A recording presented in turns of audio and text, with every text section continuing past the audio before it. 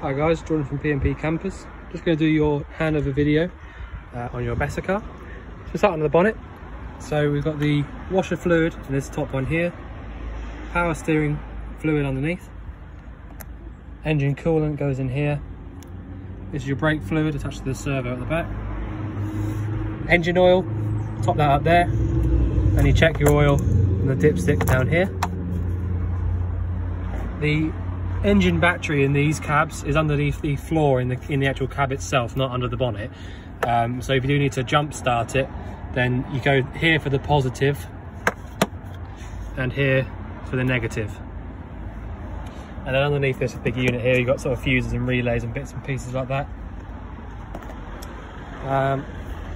I'll show you where the bonnet release is as well. So in here on the left hand side, passenger side. And the diesel goes in here. That's using the ignition key as well.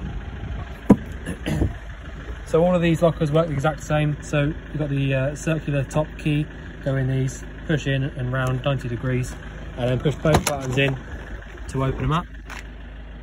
You got here, got the new solar controller there, and the charger, and your leisure battery sits underneath this flap under there. External gas point, which there is a valve for underneath the seat. So if you plug your barbecue in there and realise there was no gas coming through, there's a little valve underneath the seat there, which will need to turn. Use both hands to open up the gas locker. So you got one 6 kilo propane bottle in here, which is full. I've replaced the hose on it, the pigtail, because it was a little bit, it was in date, but it was a bit sort of old and knackered, so I've replaced it for a new one. You don't have to worry about any of this part at the bottom, because this is just for testing. And I've also actually took this off and lubricated the entire thing, put it back together, because it was a sort of a bit dry and you know, needed a bit of a grease up. But that's all in there nice and secure. I'm sure you're aware already, but turning the gas bottles on is round to the left, so anti-clockwise for on, clockwise for off. And then if you try to remember to turn it all the way on when you turn it on and all the way off when you go off, then you never get confused as to which way to go then. But I'll leave it off for the time being. In fact, no, I'll leave it on so I can show you a few bits. I'll pop that on there. The Fiamma box is all fitted up there properly as well, you know, it's proper to the actual bike rack mountings. That's nice and strong on there. Your cassette locker now, we're on the driver's side. So you've got a fresh water flush here, so you don't have to worry about any pink fluid or anything like that. It just comes straight from your fresh tank. So leave it at the bottom, pull it up and towards you. When you are emptying these out, you need to hold this yellow button down as a pressure release valve. Stow that away properly like that. This is your waste drain at the bottom. So that's off now and on like that.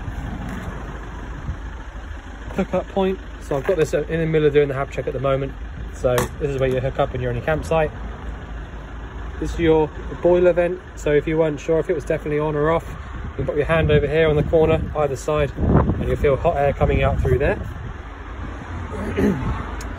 Here's your water cap. So really nice and easy. It's the key, which is there's only one of them. It's like a square topped metal key. So that goes back in there, but literally all you need to do is put the key in it, put it in place, and then turn the key, and that's it. It's so easy once you get the hang of it. All right, so I'll show you around the inside now. And by the way, just a little pointer. If you ever find that you can't take the cassette out from the outside, then it'll be because you haven't got the flap fully closed on the inside. All right, so you'll find that it's probably open like that. And if you just come in here and close the flap up for the toilet, then you'll be able to pull it out freely. Dave has just sorted out the little crack that there was down here, so that's nice and secure now. He's re-siliconed all the way around the edges as well. So it's you know, nice and new in here as well. The bathroom itself, you haven't really got much to show, except I suppose for if you open this up, it opens right the way. I don't really want to smudge any of the silicone, but open it up all the way open like that, and then you can use your shower up there. So that's how that works, nice and easy. And then for the most part, leave it closed like that. The shower comes out from here and then goes back in like that. So you use it like that, tap and shower at the top as well. But that's it. The flush is just off the blue button on the top, and that comes directly from your water pump itself. So that's all nice and easy, nothing too technical there. I will just show you the button for your bathroom lights is here. All right, and then this is the one next door is your step.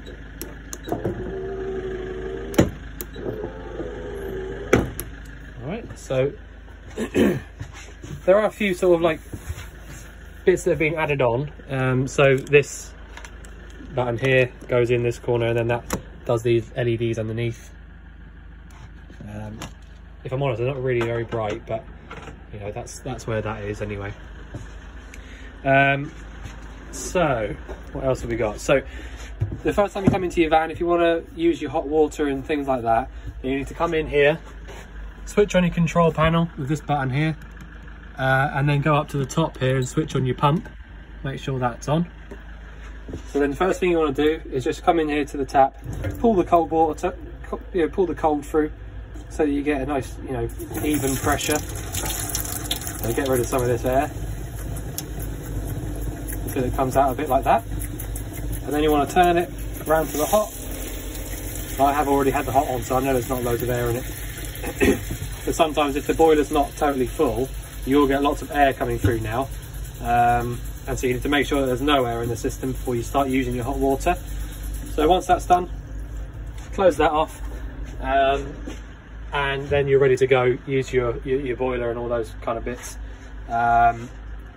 So I will show you how to do that, although I'll quickly just run you through the control panel first. So you've turned it on here for a start, so you get lights and numbers coming up there. If you click this button in the middle, it tells you you got 3 1/4 in your freshwater tank and nothing in your waste. Click it again, you've got 15 volts in the caravan battery, 14.5 in the engine battery. That's because we fitted the duo solar controller, so it's now, the solar panel is now charging both batteries. And then it tells you how many amps is running through to the batteries there, and that's it there. So this button here is charger basically, you know, for when you've got your hookup cable plugged in. Although it will just come on its own. If you plug your hookup into it, it will start charging. So all of these ones on the right hand side is just to do with your lights, nothing else. So you know, you'll work out which ones you do and don't want on. But you know, for example, this button here that I was clicking with C next to it does these lights on the inside. The one above that does this one, and the one on the outside I think does the awning light, and the button at the bottom just turns them all off or all on. Okay, so nice and easy. You get, you know, again, you get the grips of that and work out which ones you like and which ones you don't. So on the left side, obviously you've got the pump on the top, which I'll turn off now. If you want to use your fan for your blown air heating, then you do need to make sure that this button here is on, like that. It will come on once you start clicking it on, you know. Let me try that, hold on. Try it like that. There you go. So now that I've actually put this switch over to the left to actually turn it on, which I'll show you how to use in a sec. Now that I've done that, this button stays on like that. So you need to have this button on there, and this button on to do your water heating. All right, so this button at the bottom allows you to use this for your water heater.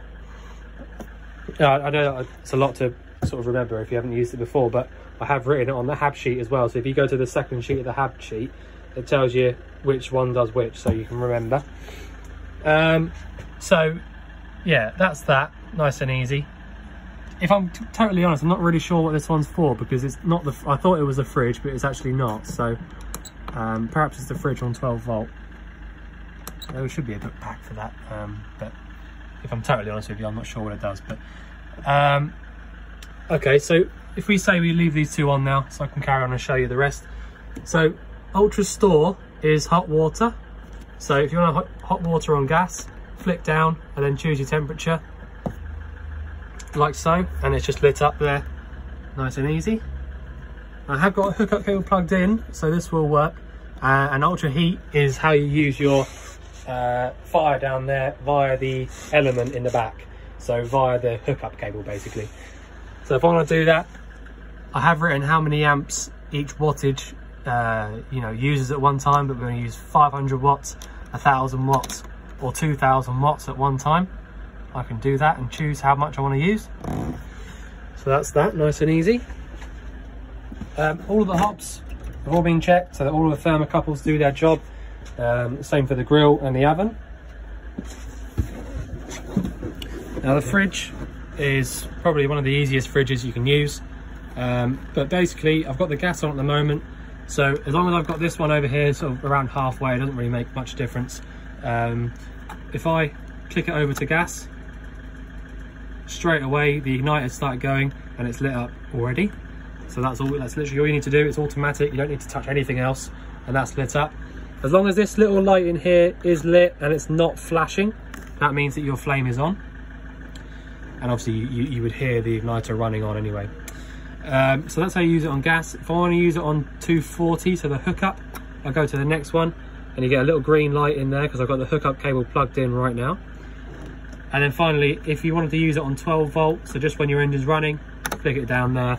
You won't get any light at the moment because the engine isn't running. Right, so these fridges, it won't get cold by itself on the 12 volt. You need to get it cold first, either via the gas or the electric. So for example, if you did it the night before you went away, then you can do it that way. And then when you do come to actually driving to where you're going, flick it down to here, and then that'll keep everything in the inside of the fridge cold. But for the most part, you want to use your gas or your electric. The only reason I would sort of say to mess around with this right hand side is if you're in the peak of summer and you find that your gas won't light up, then just turn it right the way down low and try it like that. And then if it does light up, leave it like that for a minute and then start turning it up gradually as you go. But you know, in this sort of weather right now, it's absolutely perfect for the gas. It will just light straight up. So yeah, straight away, there you go, lit up. All right, so I'll switch that off for now. Yeah, so all of the ignition is off this center button. That's for all three of the hob rings, the grill and the oven. Grill is this one here, and oven is this one, and the rest of them you can work out by looking, tell you which one's which. I'll just run you through how to use this as well. So it's a piezo ignition is what they call this. So the only way to actually use the igniter is pushing it like that. It's a bit noisy, but it's the only way to use it. So if you want to use this, don't be scared of it. It's you know, they're pretty simple little units. All you need to do is turn this one round to any number, sort of 1, 2, 3, that kind of number. And I can't really do it, well, I probably could. You need to push it down and use your ignition. And I can see already, I can show you, that's lit up in there if you can see it. All right, so I'm still holding it, still on pilot flame. Now that it's lit up and it looks nice and blue, you lift up, and that's when you see it go a bit crazy. And then if you just keep your eye on it like this and make sure that it stays there, stays on. See, like now it's gone out, all right? So all I'm doing now is pushing it back down again, so you get the pilot. So it's still on now. And then if I let it out again, and just do that a few times until you've, you know, it stays on and it stays nice and blue. If I'm honest with you, this one seems to me like it's not being used very much. So if you can use it, you know, a bit more often, then you'll find that this won't happen. You know, you just light it up and it'll stay lit perfectly. I mean, there's nothing wrong with this. It's just obviously not being used very often. So if you can get a bit more use out of this, then that'll keep it, you know, working a lot nicer. But really, if you leave this on for a little while, then that is absolutely perfect. Now that it's getting hot, you need to make sure that your fan's on, and then that'll start pumping the air around through these vents. And yeah, you know, it's nothing too technical about it, but as long as you can keep your eye on that and make sure that it stays on. And I would always advise, so if I show you, so for example, just imagine this has been on for an hour or so, yeah?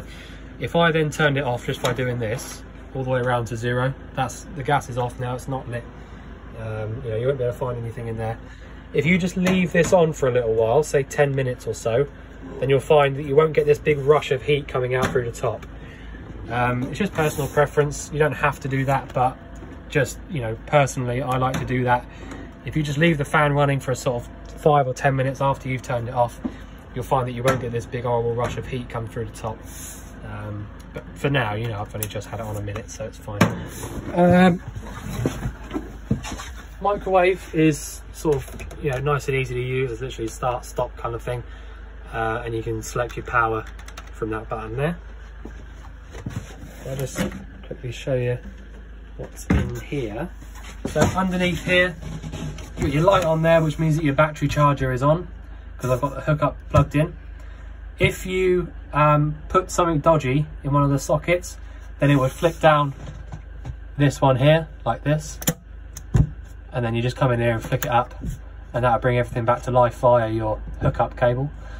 And as well, if you find that any 3 of these MCBs are down, then that normally means that one of your appliances is shot. So you need to let us know. So if one of those goes down, you know, by itself, then it probably means that your fridge's element or something like that has gone a bit wrong.